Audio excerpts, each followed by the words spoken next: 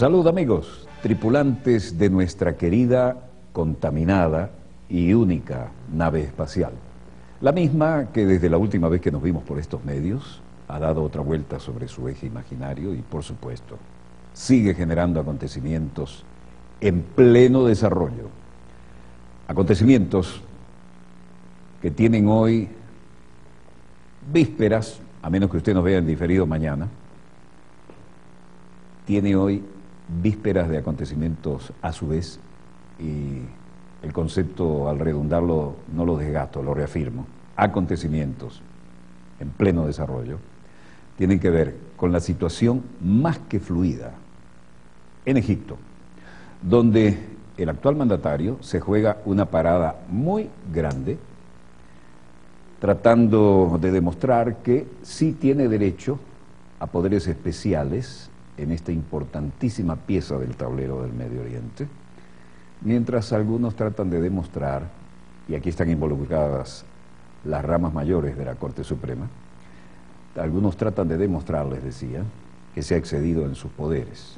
Al mismo tiempo, y ya que hablamos del Medio Oriente, la siempre postergada injustamente causa palestina tiene un pequeño eslabón en la votación que debe tener lugar en las Naciones Unidas en Nueva York para subir su estatus como Estado no miembro, pero ya en un estatus muy superior al de observador.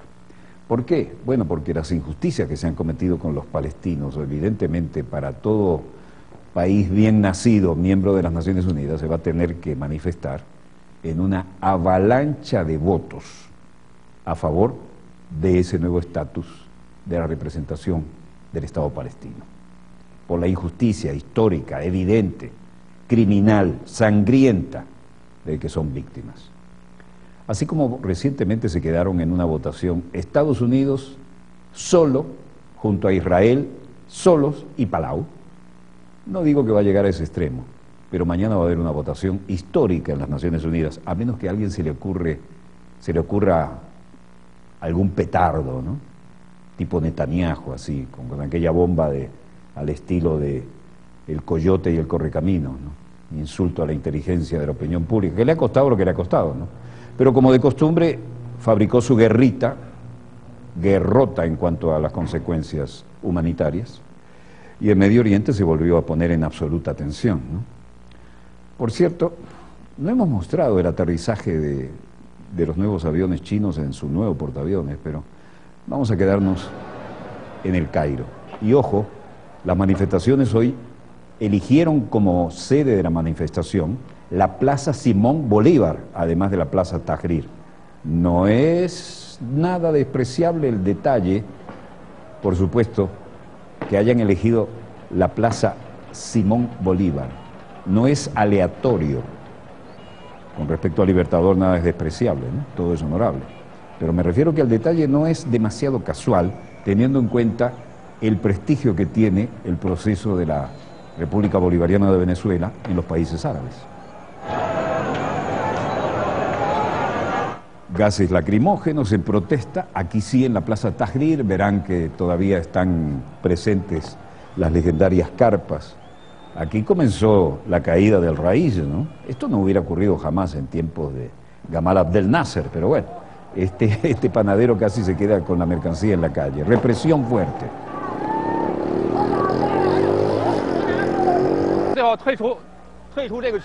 Enfrentamientos en las calles aledañas a la plaza. Las imágenes mostraron a manifestantes dispersados por los gases lacrimógenos arrojados por la policía, incluso contra las carpas pacíficamente instaladas para pasar la noche en el lugar. Todavía es Plaza Tahrir.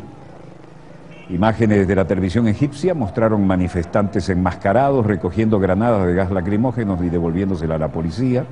Y esto en una calle cercana a la Embajada de los Estados Unidos de Norteamérica, que es muy cercana a la plaza, que es un poco el ombligo, ¿no?, de la ciudad. Miles de manifestantes concentrados desde el martes en la Tahrir y luego hicieron lo propio en la Plaza Simón Bolívar. Ahí está la estatua del Libertador. La Plaza Simón Bolívar ha sido elegida para una manifestación aún más importante. Simbólico gesto, muy interesante.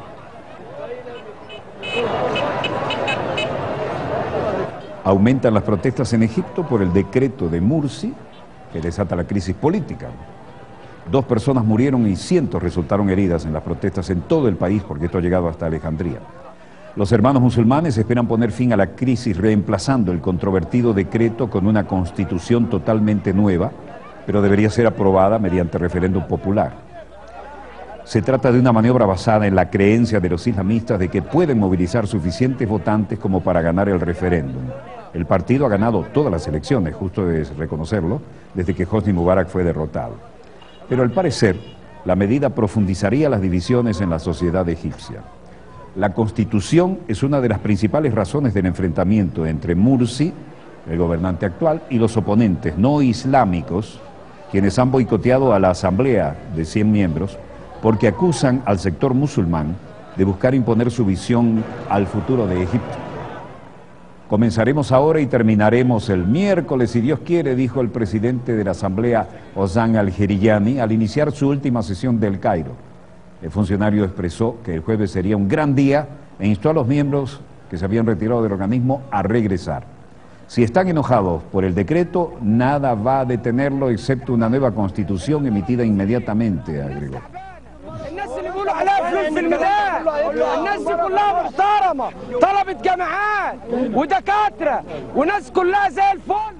Hamid Ramadán dice, Abdel, el pueblo está cansado, le juro por Dios que el pueblo está cansado. Desempleo, malestar creciente, ¿qué es lo que quieren? Los remanentes de un régimen que no queremos, por eso estamos protestando aquí en la plaza. La policía nos dispara, y nosotros respondemos con piedras. Y he sido testigo, lo juro por Dios, que no hemos hecho nada sino lanzar alguna piedra. Mohamed Kamal dice, con usted es la cosa, señor presidente. Usted ha dividido el país en 2 mitades. Vergüenza en usted, señor. ¿Cómo puede usted dar un discurso en el Palacio de la Presidencia y no venir a la Plaza Tahrir? Usted es el presidente y se supone que usted tiene que estar reunido por su pueblo. A favor del pueblo egipcio debe actuar, no solamente a favor de libertad y justicia, el partido suyo. Usted ha sido negligente con el resto de los egipcios.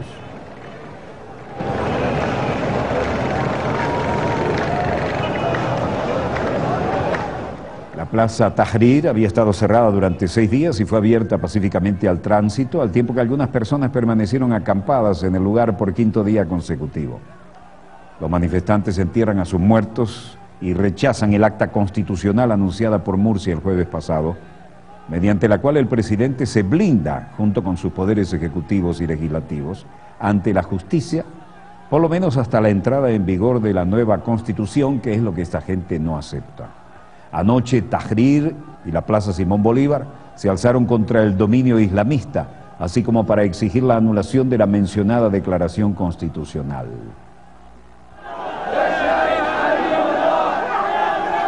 Durante las protestas fueron asaltadas varias sedes de los hermanos musulmanes y del Partido Liberal y Justicia, PLJ, a las que pertenecía el actual mandatario Mursi hasta antes de asumir la presidencia, según anunció hoy el grupo islamista.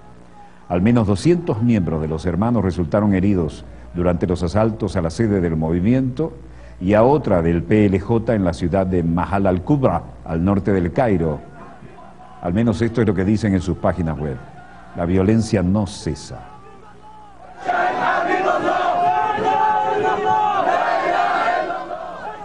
Han acusado a los miembros del disuelto partido del expresidente Hosni Mubarak y a miembros de formaciones liberales como el Partido de la Constitución del Premio Nobel de la Paz Mohamed al-Baradei de haber intentado irrumpir en sus oficinas.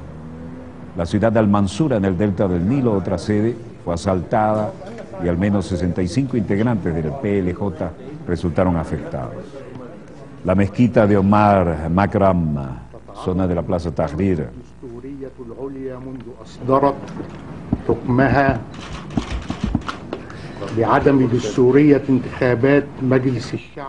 exterior de la Corte Suprema y la Corte Constitucional, y el vocero de la Corte, Maher Same, dice: La Corte Constitucional ha hecho frente a una fiera, organizada e injusta campaña contra ella. Grandes facciones de ciertas corrientes políticas, de miembros que han perdido sus asientos en el Parlamento y que andan por ahí haciendo mover influencias en su beneficio propio, son los responsables. Pero es realmente triste lo que está ocurriendo, y los jueces de esta Corte, cuando el presidente se reunió abruptamente de una manera viciosa para continuar su campaña contra la Corte Suprema Constitucional, quiso llevársela por delante. Nosotros creemos que la situación tiene otros caminos y no fue correcto para los jueces de la Corte Constitucional que ellos fueran quienes eligieran entre ciertas tendencias políticas y ciertas lealtades al antiguo régimen.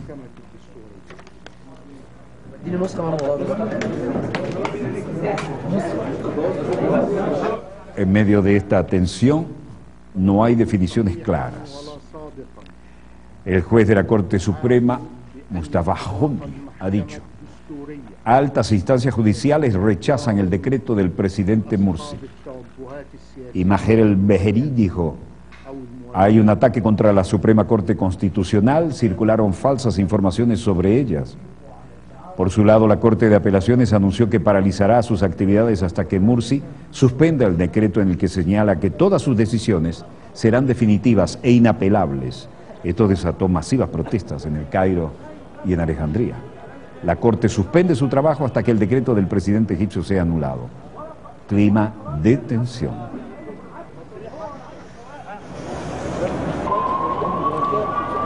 Lo mismo ocurría en Alejandría, donde las situaciones no eran menos tensas. El juez de la Alta Corte, Mustafa Humni, dice: esta es la primera vez en la historia que la Corte de Casación ha suspendido su trabajo. Y es la primera vez en la historia que la Corte de Apelaciones ha tenido que suspender su trabajo.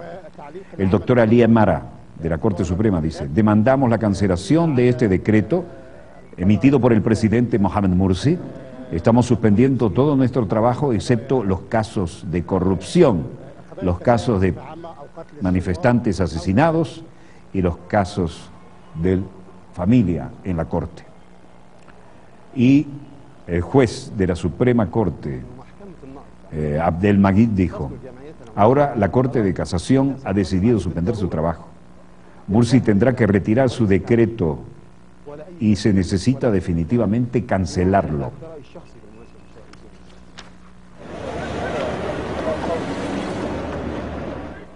Mientras tanto, en Alejandría las cosas estaban igual de tensas. Los placares de protesta decían, con las fotos de Mursi: devuelvan aquello que han quitado a los revolucionarios y castiguen a los que han asesinado a los revolucionarios. Limpie el país, señor presidente, nosotros estamos con usted. Luego, protestantes pro hermandad musulmana, como Ahmed Mamdouh, dijeron: en esta demostración se evidencia que el pueblo apoya las decisiones tomadas por el presidente Mursi y que esta minoría ha revelado quién es. Nosotros, con la voluntad de Dios, no les permitiremos actuar así y los pondremos con sus amigos en la prisión de la Torá. Mubarak y los miembros de su gobierno están allí y ellos deben estar junto con ellos.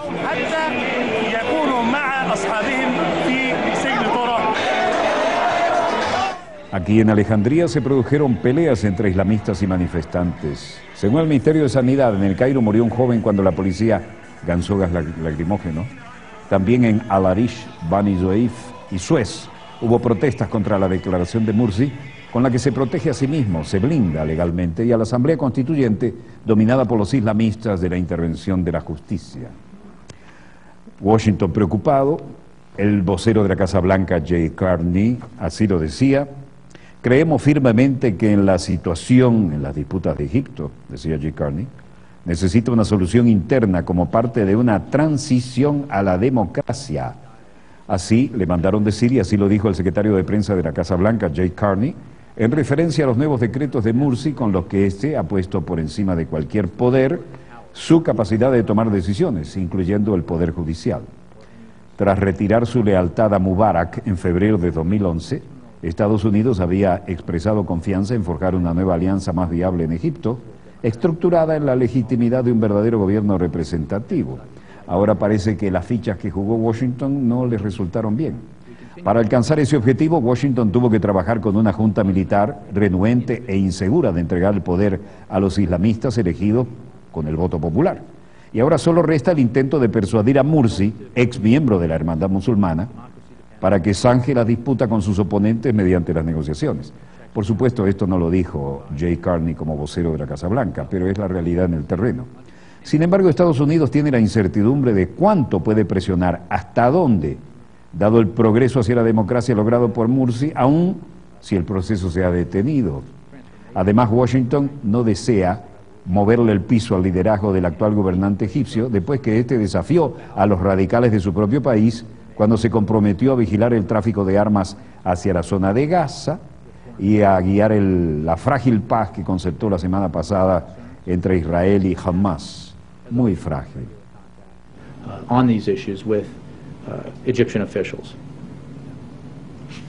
We believe firmly that this needs to be resolved internally as part of a transition. Una vez más, las generalidades de Washington, creemos que las cosas deben ser solucionadas de manera interna y estamos preocupados por lo que está ocurriendo y también entendemos que es un proceso interno egipcio. Bueno, ¿y entonces? Responsive to the will of the people in Egypt and more democratic. And where we have concerns, we raise them, but we also understand that this is an internal Egyptian process. Mientras tanto, en Ramallah, en la margen occidental de Jordán, los restos de Arafat, Yasser Arafat, el legendario Abu Mazen, eran objeto de investigación en su mausoleo. Las autoridades dijeron que la exhumación de Arafat transcurrió sin problemas. Las autoridades palestinas informaron este martes que la exhumación de los restos mortales del expresidente palestino era para investigar los motivos de la muerte, transcurrido el procedimiento sin problemas hoy. Se trata de saber por qué se habían encontrado restos altos de niveles de polonio 210, una sustancia radioactiva en la ropa del dirigente, lo que podría sugerir que fue envenenado. La exhumación se ha llevado a cabo después de que el pasado mes de agosto un tribunal francés abriera la investigación sobre la muerte de Arafat, a raíz de que un instituto suizo revelara la presencia de altos niveles de polonio 210. Y esta dama dice, pienso que es muy triste, pero tal vez podamos así conocer la verdad de lo que ha pasado. Ustedes saben, tenemos muchas preguntas y necesitamos muchas respuestas. Sabemos que nuestra religión no está de acuerdo con abrir las fosas de alguien que ha muerto, pero con todo respeto por él, lo haremos. Necesitamos saber la verdad. Tawfik Tirawi, jefe de investigador del lado palestino.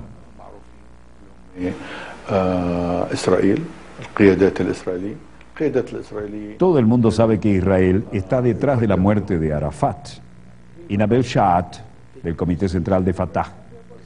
Yo armaba a este hombre, realmente creí en él. Revivió las aspiraciones completas del pueblo palestino de obtener sus derechos, su madre tierra, de tener su libertad, de lograr su independencia. Solamente lo comparamos con alguien como Gandhi, como Nehru y también como Mandela. Only comparable to somebody like Gandhi and Nehru later, or somebody like Mandela. En el mausoleo de Arafat decía la inscripción, Yasser Arafat fue el capítulo más largo de nuestras vidas, el más grande, y estaba con los nombres de la nueva Palestina, levantándose de las cenizas del desastre, de las ascuas de la resistencia a la idea del Estado, a la realidad que hoy es lo que fundamenta nuestra lucha. El Estado de Palestina, miembro de las Naciones Unidas. Palestina lo merece, dice ese póster. En las próximas horas veremos una avalancha de votos. Y la jugada de Bibi Netanyahu no ayudará, sino que empeorará su posición ante la avalancha de votos en la ONU. En el centro de Ramallah, Mustafa decía: apoyamos a Abu Mazen, el nombre de guerra de Arafat. Vamos a ir a las Naciones Unidas para establecer el Estado palestino en tierra palestina. Este es un nuevo paso. Sí a Palestina como miembro de las Naciones Unidas. Y dejamos la mucata para ir a Nueva York y recordar en archivo cuando en medio de un atronador aplauso estuvo allí Arafat y dijo: traigo en una mano un arma y en la otra una rama de olivo. No dejen que se caiga la rama de olivo de la paz de mi mano. إنها لمناسبة هامة أن يعود بحث قضية فلسطين إلى هيئة الأمم المتحدة، وإننا نعتبر هذه الخطوة انتصارا للمنظمة الدولية كما هو انتصار لقضية شعبنا. بسم الله الرحمن الرحيم. Nabli Shad, un oficial de alto nivel de Palestina. Es tiempo, realmente estamos determinados y pensamos que tenemos que ir al Consejo de Seguridad esta vez, pero habiendo fallado, no continuaremos. Esta vez estamos determinados a ir adelante. Nadie nos va a sacudir. El tren ha salido de la estación y nadie puede detenerlo. Nadie puede asustarnos, nadie puede empujarnos para que demos vueltas por ahí. Nuestra determinación es más grande, sobre todo después de esta nueva guerra en Gaza. Primer ministro Ismail Haniyeh على الأرض الفلسطينية، ولكن نحن رؤيتنا أن تكون هذه الدولة في سياق الثوابت الفلسطينية. No hay nadie que esté en contra del Estado palestino. Apoyamos este movimiento para que tengan los palestinos su propio Estado en tierra palestina. Así deberá ser. Estamos basados en los principios de la resistencia y debe ser entendido. El Estado palestino en las fronteras de 1967. En Herzliya en Israel, un ex negociador sobre Palestina, ex miembro del Ministerio de Justicia, Yossi Beilin. Ahora hay este sentimiento que ninguno en Israel está listo para este tipo de solución. En los parámetros de Clinton o la iniciativa de Ginebra, esto es lo otro que hay que tener en cuenta, ¿no? El uso de la violencia sería estúpido. Hay que usar una aproximación diplomática. Ahora, ellos pueden perder presupuesto, tal vez sepan que lo que recolectamos en las aduanas no se lo hagamos llegar, pero de todas maneras el Congreso es el que tiene la última palabra y creemos que no hay un riesgo necesario en todo esto, ¿no? La realidad es que se necesita que Palestina de ese salto en las Naciones Unidas. Y las declaraciones de los voceros habituales no van a evitar la avalancha de votos que se viene en las próximas horas. No hay amenaza que valga. Mañana será una jornada histórica para el pueblo palestino y la Organización Mundial, afirmó el representante palestino en la ONU, Riyad Mansour, al pronosticar un seguro triunfo de la iniciativa. Mar Regev, que era el vocero del primer ministro, decía que es un desafortunado ejercicio de futilidad. Hanan Ashrawi, negociadora palestina, dice: todavía los Estados Unidos están tratando desesperadamente de impedir, de frenarnos, de asustarnos. Ellos no entienden lo que va a ocurrir y no pueden pararlo. No nos importa que tengan derecho de veto. Mañana vendrá una enorme votación. Estamos esperando y tenemos el compromiso, cualquiera que sea de apoyo automático a Israel y a la violencia que ejercen sobre la Palestina ocupada, tendrá su representación bien clara. Pero para nosotros no habrá ninguna diferencia. El Consejo de Seguridad de la Organización de las Naciones Unidas celebró una reunión con el fin de analizar los recientes acontecimientos registrados en Oriente Medio, sobre todo en el territorio ocupado palestino, de Siria y del Líbano. Nosotros vamos mañana y diremos, vergüenza Canadá, porque ya Canadá dijo que votaría en contra de eso. Una lamentable situación. Durante la reunión, el coordinador especial de las Naciones Unidas para el proceso de paz en el Oriente Medio, Robert Sherry, al referirse a las congeladas conversaciones de paz entre el régimen de Israel y la Autoridad Nacional Palestina, pidió la actuación de la ONU para reanudar este diálogo. Y Sherry también criticó la continuación de la construcción de asentamientos israelíes cada vez más y más ilegales en territorio ocupado. Mientras tanto, en la Asamblea Nacional de Francia, el canciller Laurent Fabius hablaba de un deseo de coherencia y por lo tanto dijo, ustedes saben que por años y años la constante posición de Francia ha sido reconocer el Estado palestino. Esto es verdad en 1982, cuando François Mitterrand hizo su declaración hablando en la Knesset. Esto se ha mantenido y el año pasado Francia votó a favor del reconocimiento de Palestina en la UNESCO. Y es verdad, ustedes recuerdan, durante la presidencia y la campaña de François Hollande como candidato, en su promesa número 59, se comprometió a sí mismo en esta dirección. De manera que hoy estoy respondiendo a ustedes directamente. El miércoles, cuando la cuestión sea puesta ante nosotros, Francia dirá sí al deseo de un Estado palestino por mantener esa coherencia. La France répondra oui par souci de cohérence. Trago amargo para Fabius, pero tuvo que hacerlo. Francia votará a favor de Palestina en la Asamblea de las Naciones Unidas. Este voto vamos a hacerlo por... Y cruzando el Canal de la Mancha, ahí había la eterna hipocresía de la pérfida Albion. William Hague, el canciller. Necesitamos ciertas seguridades y ciertas modificaciones para poder votar. Claro, después del veneno que dejaron con la declaración Balfour y después de haber cumplido con los grandes favores hechos por la banca Rothschild cuando le debían una vela a cada santo, ahora había que nadar y cuidar la ropa. El Reino Unido se abstendrá en la votación de las Naciones Unidas. El titular del Foreign Office dijo que su país se abstendrá ante la falta de avances en las negociaciones de paz, pero dejó abierta la posibilidad de un respaldo si hay un compromiso palestino de volver a las negociaciones con Israel sin condiciones previas.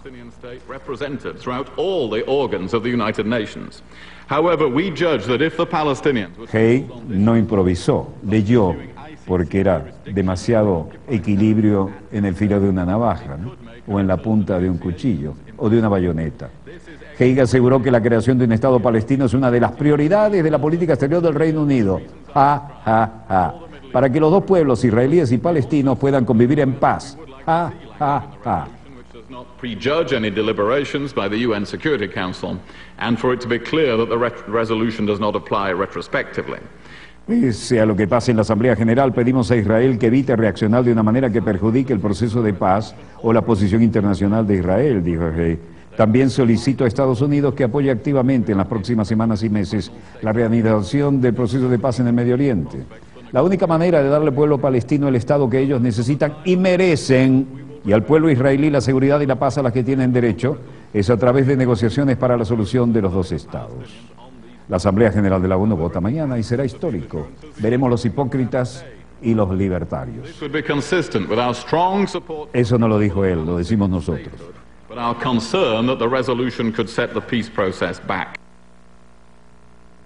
Preocupado Haig, ¿no?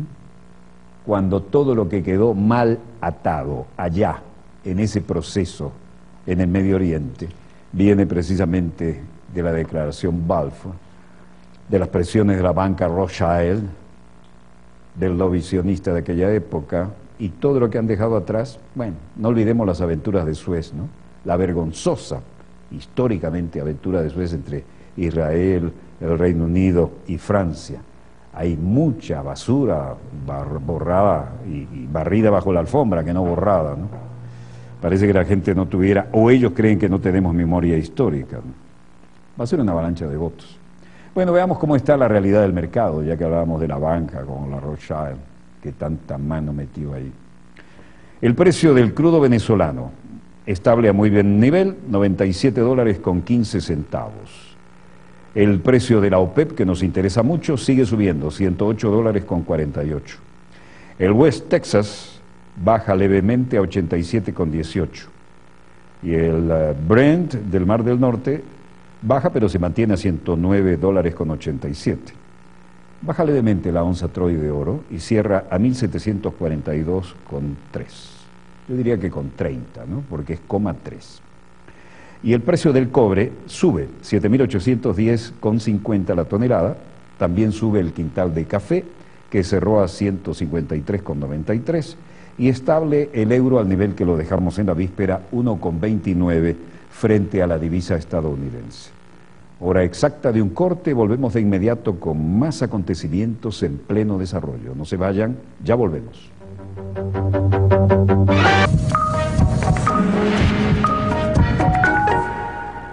La contaminación mundial afecta la vida del mundo.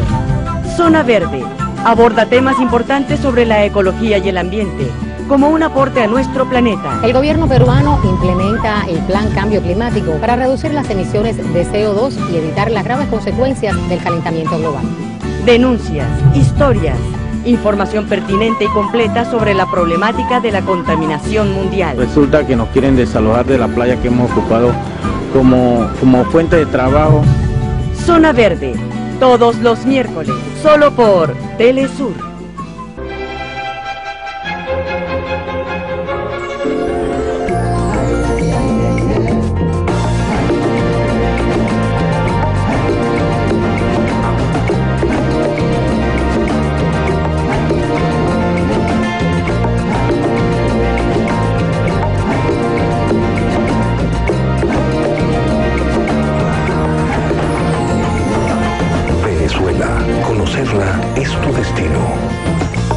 Conexión Global le conecta con las principales noticias en vivo, desde el lugar de los acontecimientos, con el mayor despliegue de corresponsales alrededor de América Latina y el mundo.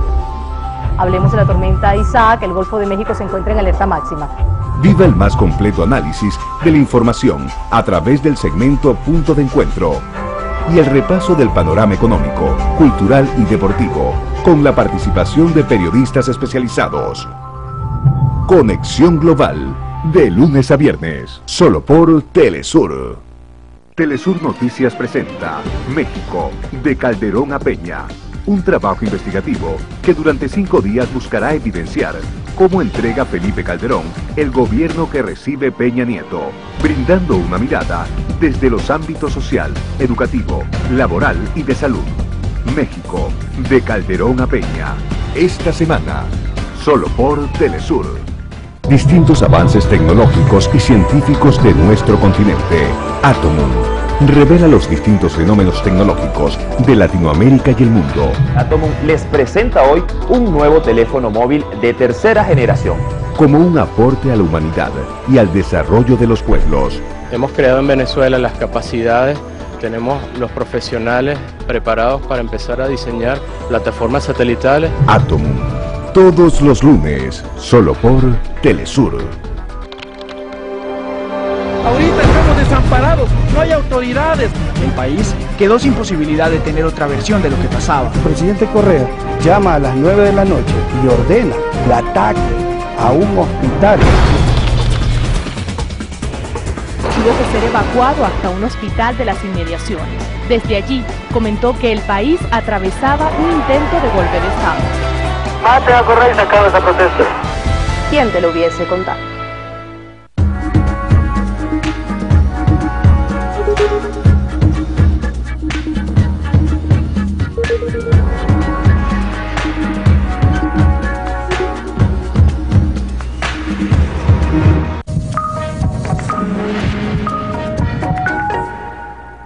Volvemos con más acontecimientos en pleno desarrollo y es imposible evitar el drama creciente, el drama de nunca acabar. Esto no toca a fondo, me refiero a la situación, el costo social de la clase trabajadora, de aquellos que no viven de la especulación, de la banca, de las grandes finanzas, en toda Europa, en mayor o menor grado. Pero desde luego tenemos que hacer la recorrida habitual, la peregrinación de Grecia, por supuesto, Veremos si llegan a tiempo las informaciones de Italia, de España, de Portugal, pero en general el dramón de lo que significa el haberse atado al carro del neoliberalismo. Ustedes recuerdan cuando acá, mañana, tarde y noche, uno ponía un noticiario de cualquier televisora y el invitado de honor, el de lujo, era un experto en economía, con posgrados aquí y allá, que nos venía a vender el paquetazo neoliberal. Incluso aquí, para nuestros amigos de Argentina, que tenemos una audiencia que mucho agradecemos y creciente además, en la época de Menem y Cavallo, ponían el paquetazo argentino como el gran ejemplo, ¿no? Y acá se rajaban las vestiduras por entrevistar a Cavallo. Por favor, mejor no meneallo. Los acontecimientos en pleno desarrollo. Nuestra querida, contaminada y única está como está en el plano económico y está como está en cuanto a la ecología, porque la búsqueda de ganancias sin límites genera eso. Grecia, ¿qué puedo contarles que sea nuevo?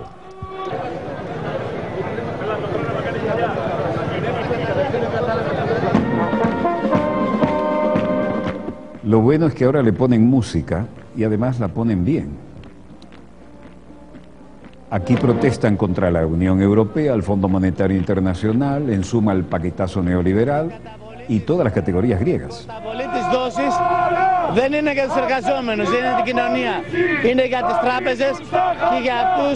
El principal y presidente del sindicato de los empleados municipales de Atenas dice: estos préstamos y más préstamos contra los trabajadores y el pueblo es para los bancos, no es para ayudarnos a nosotros, nada va a cambiar, por lo tanto la batalla continúa.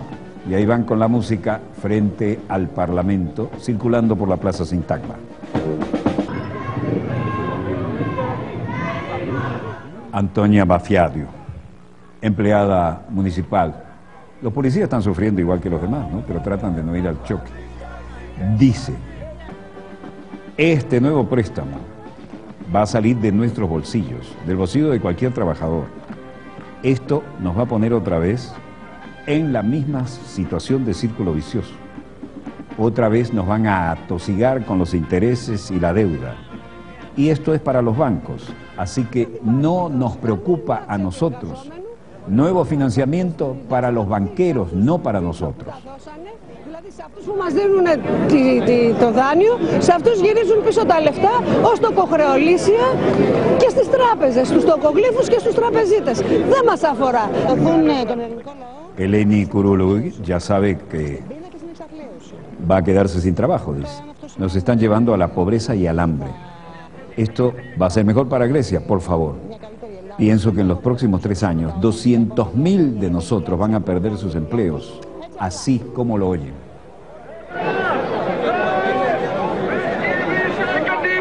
Los griegos protestan contra la nueva ronda de rescate, ¿no?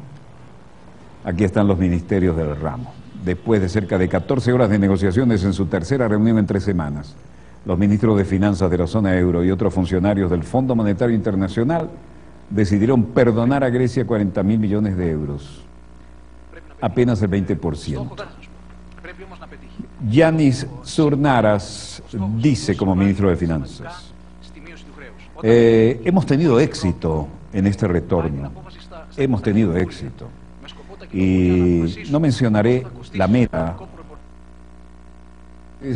Saben que hay una reducción de la deuda. Con el resto de Europa se tomarán decisiones y nosotros debemos tomarlas en el Parlamento para decidir cuánto nos va a costar. Pero los alemanes y los austríacos e incluso los eslovenos, Grecia al menos necesita un éxito en el retorno de la ayuda. Y luego dijo: lo que podemos decir, y que es muy significativa, la decisión de crear las precondiciones para que nosotros podamos mantenernos dentro de la zona euro, y nos da una muy significativa oportunidad de escapar del círculo vicioso de la deuda y la recesión. Bla, bla, bla. Απέφυγα να πω οτιδήποτε βγαίνοντας από το Eurogroup, άφησα τους άλλους συναδέλφους. Al menos tuvo un poquito de decencia y dijo: Por supuesto, ustedes entenderán que este no es tiempo para celebrar. Estoy evitando decir cualquier cosa ante el grupo del Eurogrupo, ¿no? Nuestros colegas hablan, pues tienen la impresión de que ahora las dificultades están comenzando recién. Es tiempo para nosotros de considerar que debemos aprovechar esta oportunidad, que por el momento tendremos que seguir haciendo sacrificios, pero con esta ayudita de nuestros socios de la Eurozona y del Fondo Monetario Internacional, bla, bla, bla.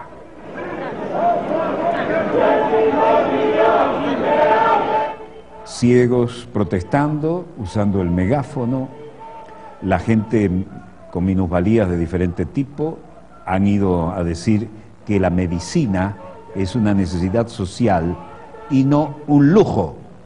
Suficiente es suficiente, basta ya.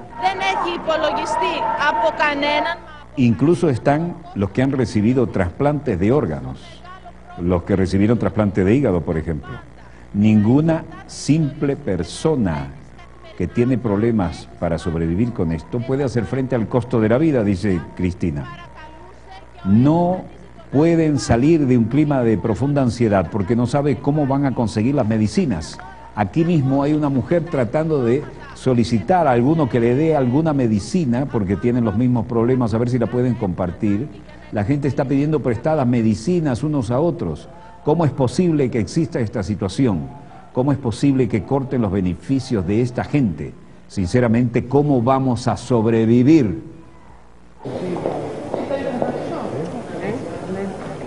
Y Grecia, los políticos, confían y algunos presentan como un éxito el programa de recompensa y de recompra de la deuda. El plan de Grecia para recomprar parte de sus bonos soberanos a inversionistas privados debe tener éxito porque es una parte vital de los esfuerzos del gobierno para reducir la excesiva deuda del país, aseguró Yanis Surnar, a quienes ya le mostramos. Y ahora Alexis Tsipras, del partido Syriza, dice: 2 años atrás estábamos hablando de la meta que era viable para una deuda del 120% del Producto Interno Bruto. Ahora están hablando de que podría ser el 124%. Mañana dirán que es el 130%. Estas no son soluciones. Esto lo que es apenas algo para mantener a los griegos de pie. Nada más. Y la troika va y viene, y los burócratas de alto nivel van y vienen. El desbloqueo por parte del Fondo Monetario Internacional y la Eurozona de un nuevo tramo de la ayuda a Grecia no tranquiliza a los ciudadanos. Miles de funcionarios helenos han protestado en Atenas por las reformas del gobierno de Antonio Samaras, que visiblemente dejarán sin trabajo a miles y miles de ellos. Y en España, ¿dónde está la otrora pedante y poderosa Bankia? Va a cerrar más de 1000 sucursales y va a dejar en la calle, para empezar, a más de 6.000 empleados. ¿Y qué dice José Ignacio Goirigolzarri, el chairman de Bankia? Se puso almidón en la cara para tenerla más dura y decir: bueno, aquí estoy, estamos muy bien, vean lo que se viene. Hay dinero para nosotros, pero no para las hipotecas de ustedes que están perdiendo las casas. No, eso no lo dijo.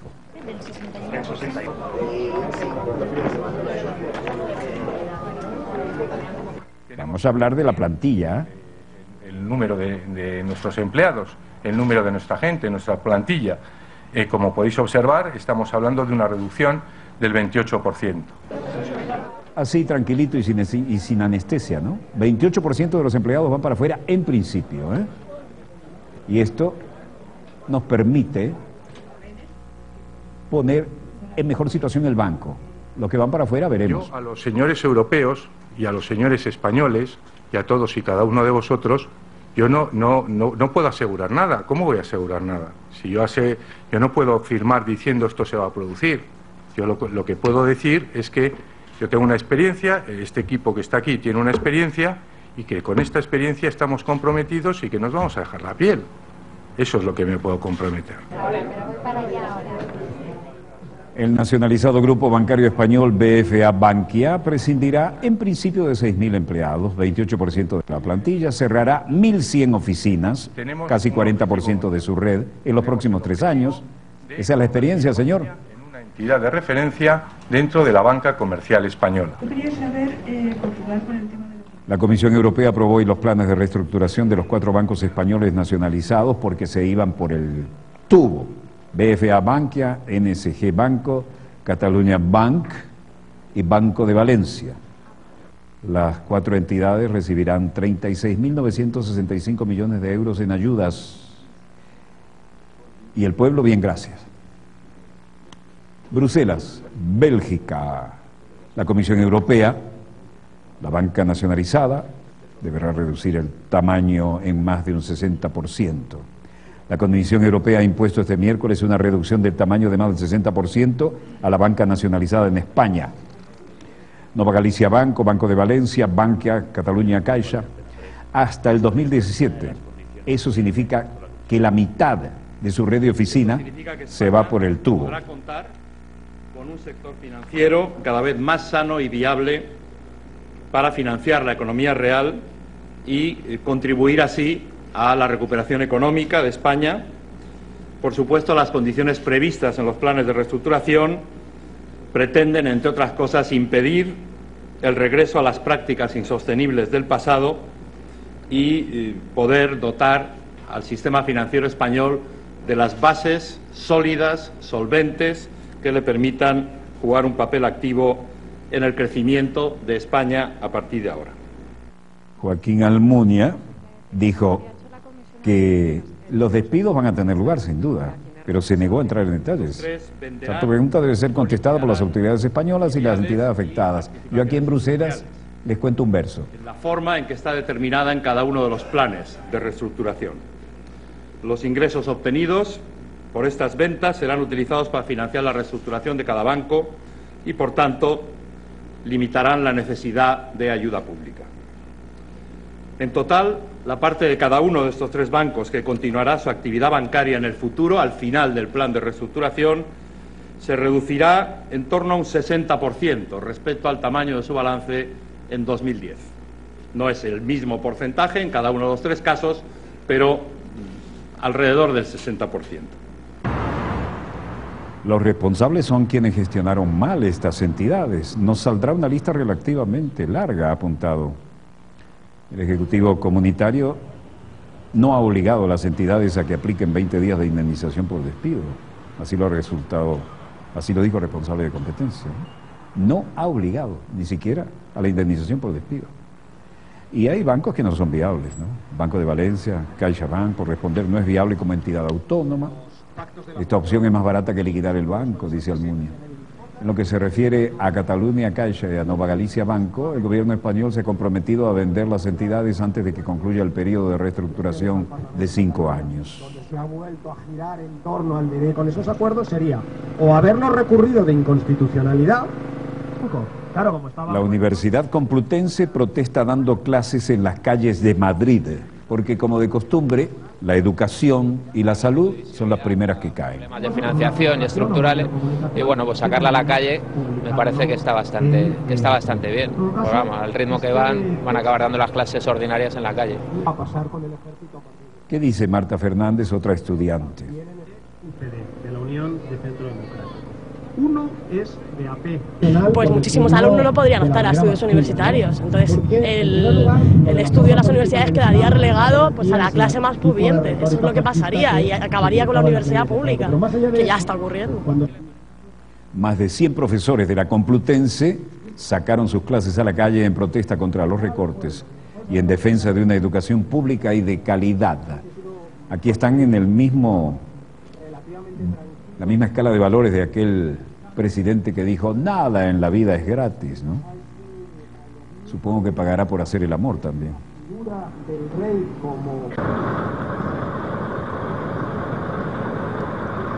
En París, frente a la Asamblea Nacional, la cosa estaba fluida también. Los trabajadores de ArcelorMittal, de Florence, demostraban frente a la Asamblea Nacional. Francia dice tener un comprador para los altos hornos de ArcelorMittal en el país.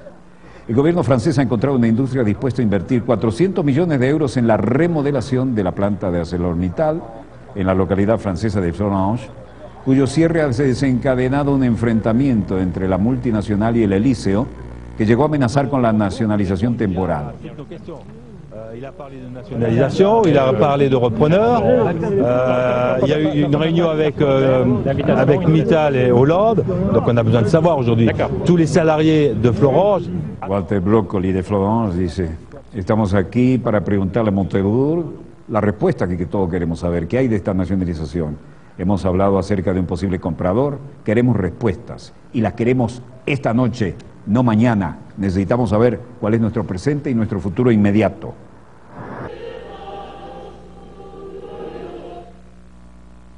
Nicaragua ya controla por mar y por aire la territorialidad que le otorgó el fallo de la Corte Internacional de La Haya. Y el presidente nicaragüense Daniel Ortega dijo: hacer un plan a lo inmediato para ejercer labores de vigilancia en los territorios marítimos que desde el 19 de noviembre pertenecen a Nicaragua. Inmediatamente trabajaron los compañeros la noche del sábado, trabajaron el día domingo y la medianoche del domingo zarparon nuestras naves, zarparon hacia las zonas recuperadas y ya a esta hora se ha ejercido soberanía en todo ese territorio, aérea y marítimo.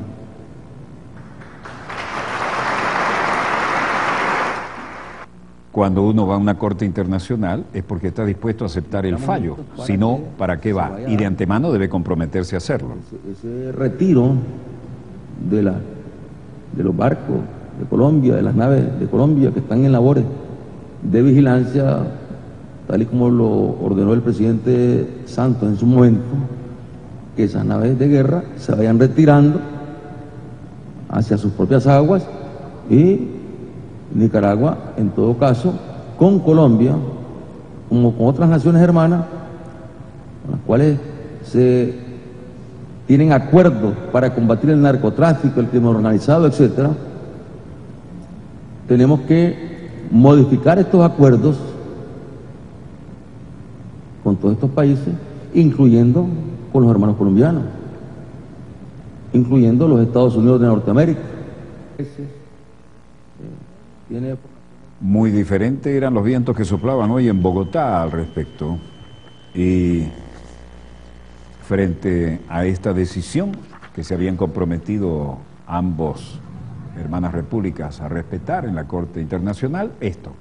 He decidido que los más altos intereses nacionales exigen que las delimitaciones territoriales y marítimas sean fijadas por medio de tratados, como ha sido la tradición jurídica de Colombia, y no en sentencias proferidas por la Corte Internacional de Justicia. En suma, el presidente Santos anuncia el retiro de Colombia del Pacto de Bogotá. Y luego del fallo de la Corte Internacional de Justicia que se había comprometido a respetar. Nunca más nos debe volver a suceder lo que ocurrió con el fallo del 19 de noviembre proferido por la Corte Internacional de Justicia. Al tema que nos concierne. Así las cosas. Qué bueno estar otra vez. Está fluida esta situación y sumamente interesante. Pero lo más interesante para nosotros es que la Orquesta Sinfónica Simón Bolívar y sus ensambles y jóvenes directores dedicaron a enseñar a las comunidades de Berkeley en Estados Unidos.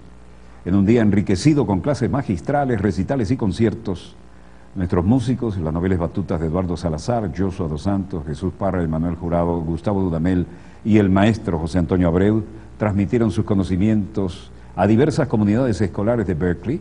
Cerraron la jornada con un magistral foro dictado por el maestro José Antonio Abreu y el director Gustavo Dudamel, titulado Educación Musical, en donde participó el cuarteto de cuerdas Simón Bolívar. Interesantísima la forma de éxito permanente con que han sido recibidos en esta gira por Estados Unidos, que va de triunfo en triunfo, ¿no?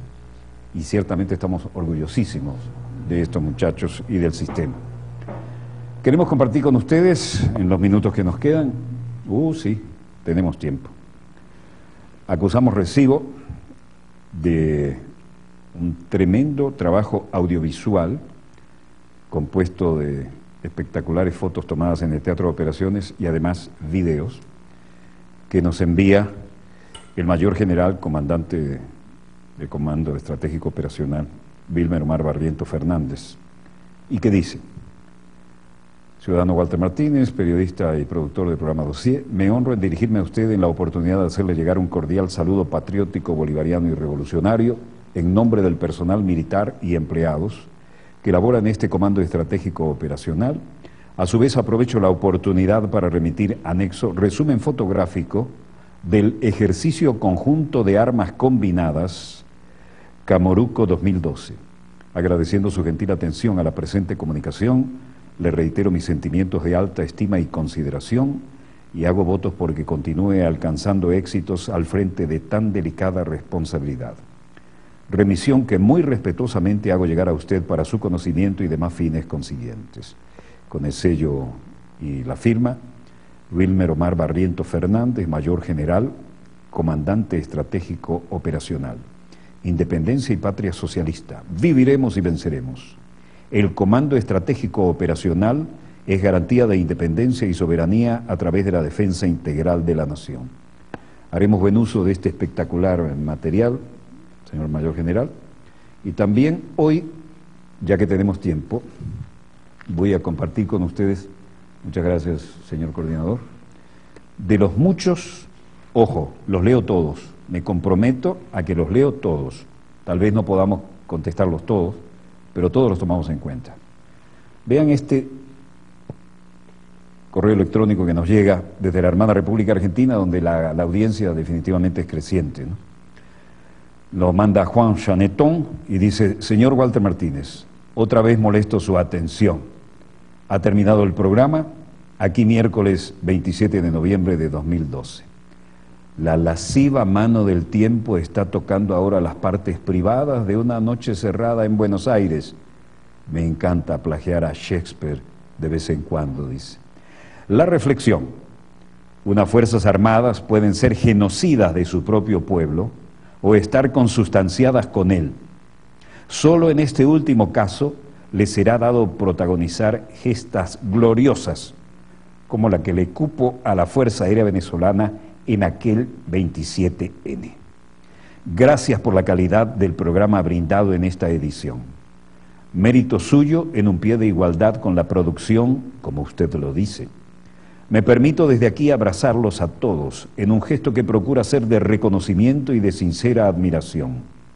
Es difícil encontrar un programa de noticias en la Argentina del nivel de Dossier. Ese canal, se refiere a nuestro Venezolana de Televisión, fue teatro de operaciones y no es harina de otro costal, claro. Es la harina que amasaremos juntos con las nuevas generaciones. En la base de su programa hay solidez ideológica, Martínez. Y esta no la halla su argamasa solo en la formación política, sino también y principalmente en el gusto y el cultivo de la literatura y de las artes. Y este es un giro alusivo a las palabras con que cerró el programa. Y por último, un guerrero que puede llorar es un hombre que llora. Fidel dijo alguna vez que el Che no era del otro mundo. Dijo que era un muchacho, un hombre como todos, y que todos podían ser el Che si se precipitan las circunstancias históricas que permiten a ese hombre poner